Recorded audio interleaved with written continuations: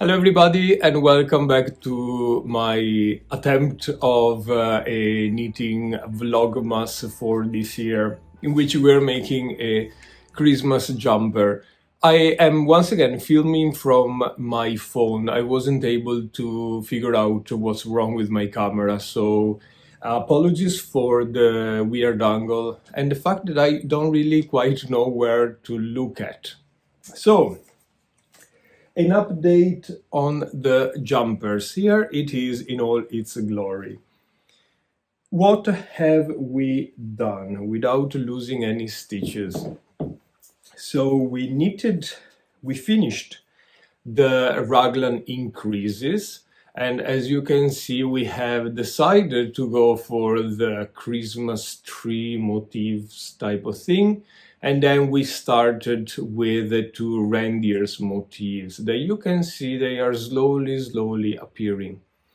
Now before I show you the reindeer motif, a thing that I'm noticing only on camera is that they are not quite centered extremely well. You can see the idea was to center this column here, the diamond shape, and then the Christmas tree, and then the middle of the two reindeers. I am not going to be bothered with unraveling it. Is one stitch, like it's literally one stitch only. It probably will drive me completely mad in a couple of weeks or when I'm wearing it. I don't know how that happened, to be honest. I did the calculation 11,000 times. Actually, I know how it happened. It's when you knit in the evening and you're very tired from a day of work and then having gone for a run, some exercise, coming back, home chores, cooking, and then picking up the knitting. You don't do math if you are me. But yeah, it's one little stitch. Is there any way I can modify that, do you think? I don't know about that. Another thing that is completely driving me crazy is the white specks of the floating that I've cut here and there. They are showing off. I have tried to pull the floats a little bit from the behind, but in some spots you still can see that. Now, I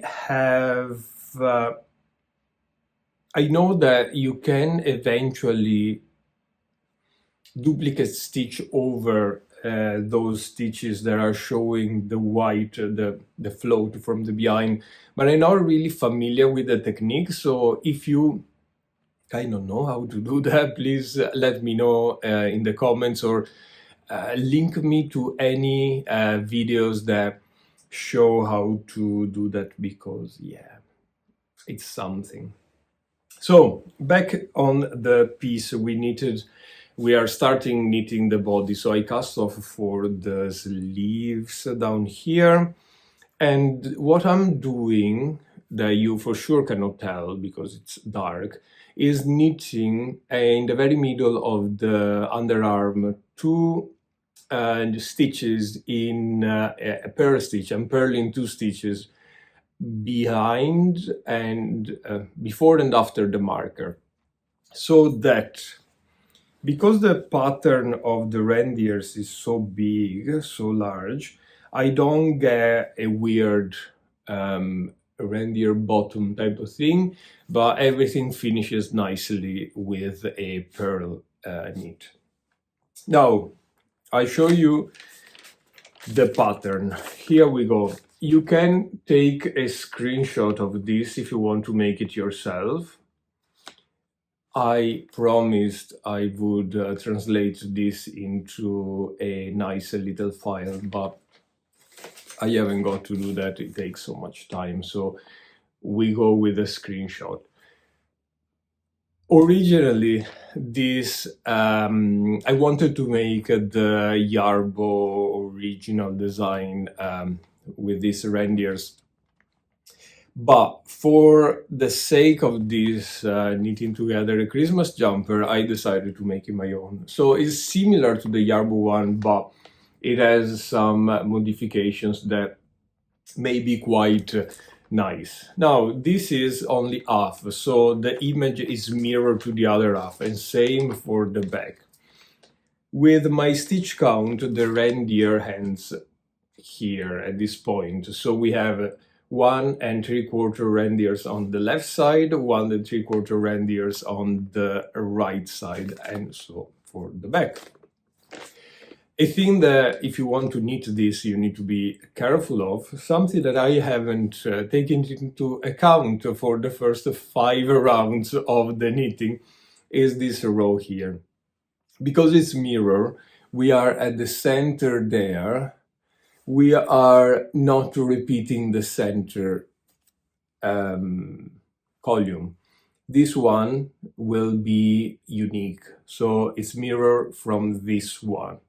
Otherwise, you get a very thick thing going on in the middle, which is probably what's wrong here. Why the stitches are skewed or are missing the mirroring by 1 stitch, because I probably took into account the 2 stitches in the middle rather than mirroring everything. But what can you do?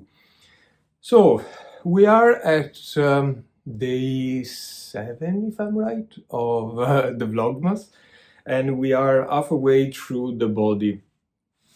There's not much else that is gonna happen going on with this after the color work is done.